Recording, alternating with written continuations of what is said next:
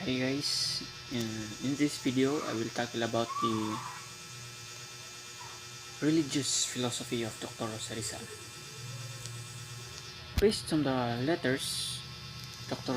Rosa Rizal wrote, it can be said that his concept of God could be summarized into three notions. First, he believed that God exists. Second, he believed that God was plus supra. Lastly, he believed that God was the origin of nature, that is, nature was the expression of God. As regards the first notion, Dr. Jose Rizal made explicit that he believed that God existed. He was convinced that a supernatural power behind all of creation had to exist. He says to Father Pastillas, we are entirely awkward in admitting the existence of God.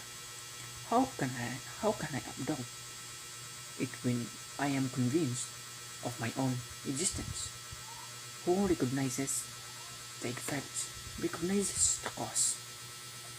It was clear that Dr. Jose Rizal subscribed to that idea of necessary contingent beings, where the contingent being needed other being for it to exist, while the necessary being exists on its own.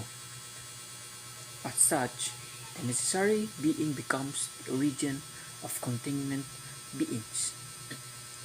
This necessary being has been labeled by many as God. Next, as regards the second notion, Dr. Rizal argued that his God was not like the God of the Catholics, as his God was far above such thing. He says to Father Pastillas, in conviction that I find myself before the supreme problem, which confused voices desire to explain to me. I cannot but but answer that may be so, but the God that I surmise is such greater, much better. Plus supra. He thought that the requirement to the godliness of God was his being above all things, which meant his being incomprehensible. The third one, as regard to the third notion, Dr. Rizal believed that if no one was understand God, he was going to do well to note that books which other claimed were tools of revelation were not reliable. The reason was books were too removed from actual reality, as these were written by people, interpreted by others, rewritten by people, obscured by others, etc.